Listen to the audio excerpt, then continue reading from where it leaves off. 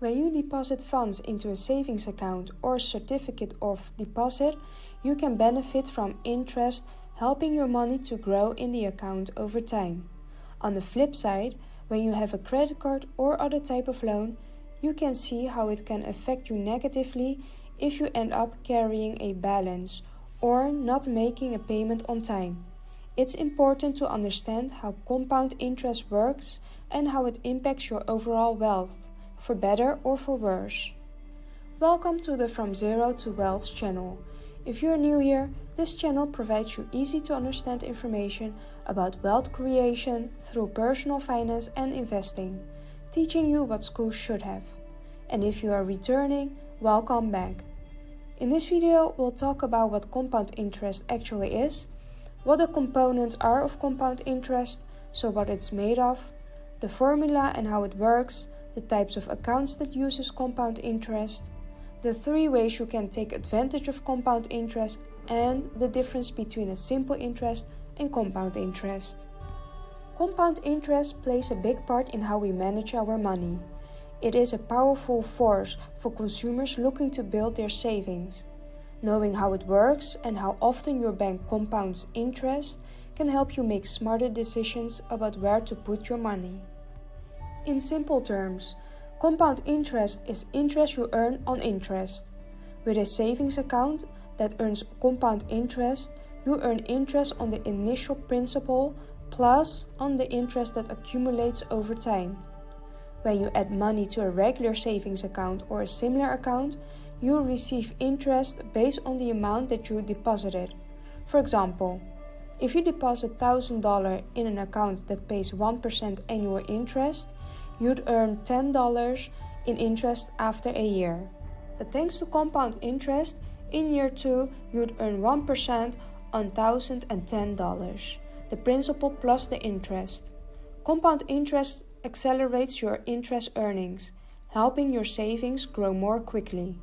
Over time, you'll earn interest on ever larger account balances that have grown with the help of interest earned in prior years. Over the long term, compound interest can cause your interest earnings to snowball quickly and help you build wealth. How often interest compounds depends on the frequency cycle, which can be daily, monthly, or annually.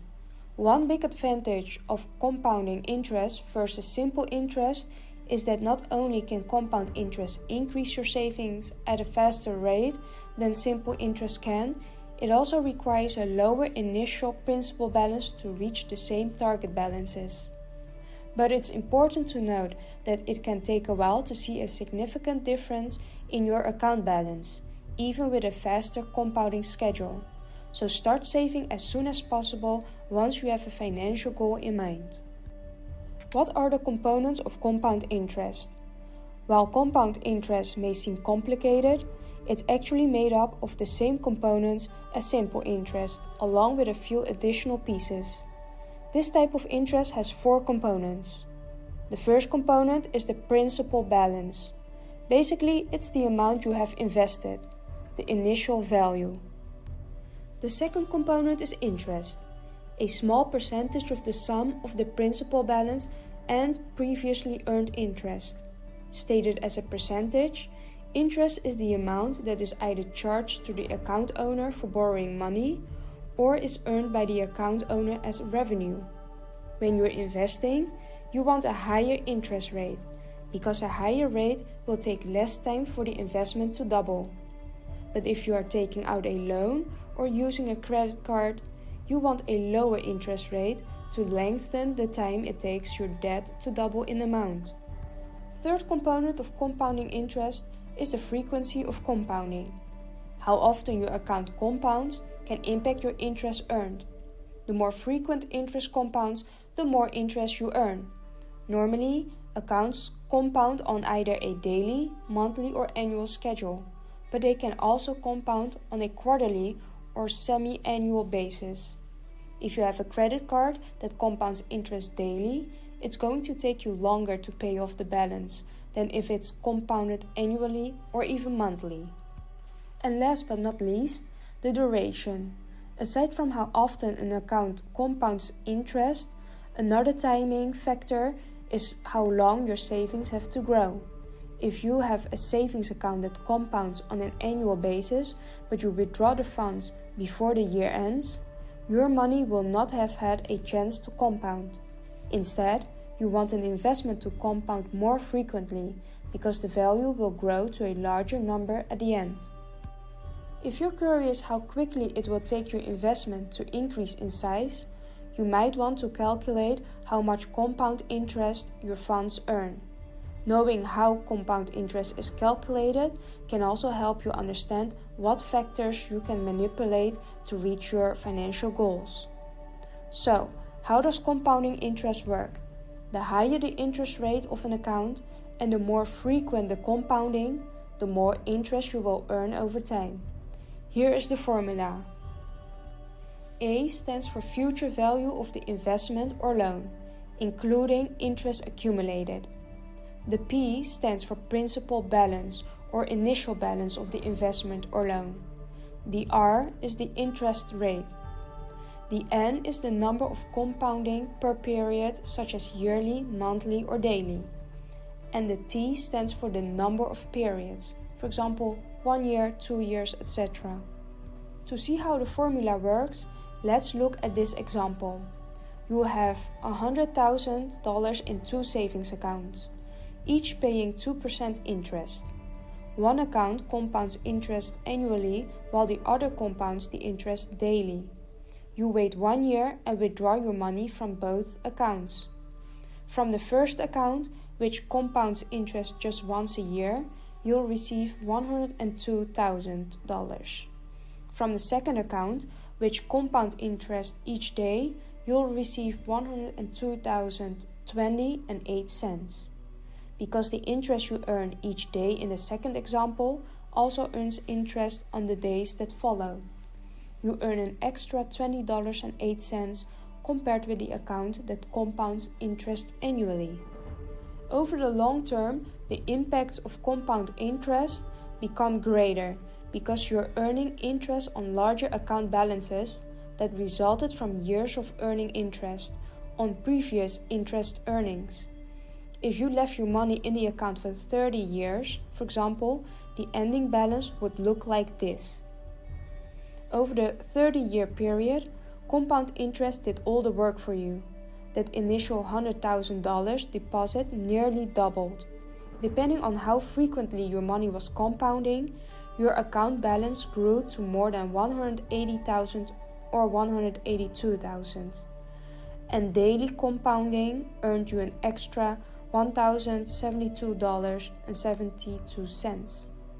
The interest rate you earn on your money also has a major impact on the power of compounding. If the savings account paid 5% annually instead of 2%, the ending balance would look like this. In 30 years with a principal balance of $100,000, an interest of 5% daily compounding, you earn $265,913.99 more than with an interest rate of 2%.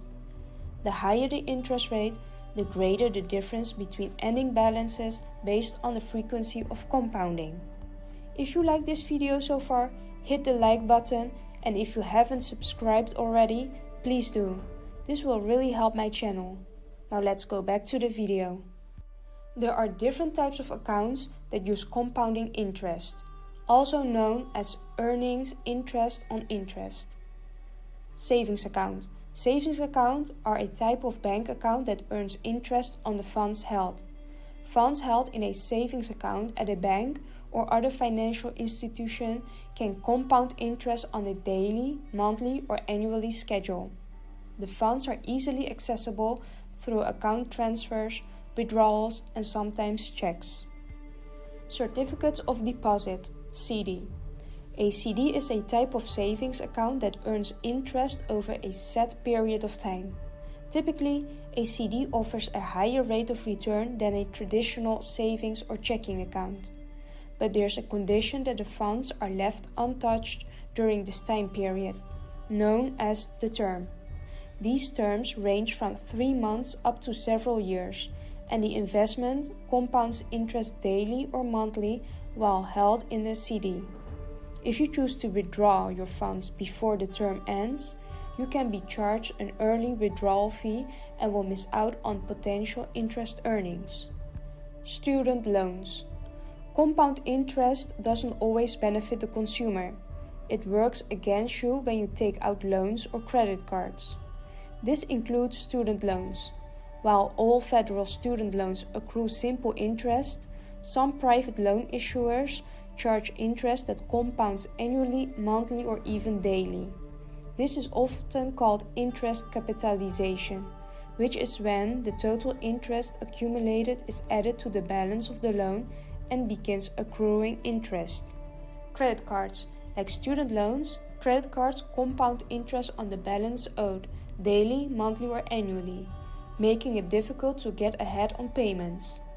If you don't pay off your credit card and are charged interest on your purchases, you can quickly get caught in a trap of paying excessive prices for everyday purchases like groceries.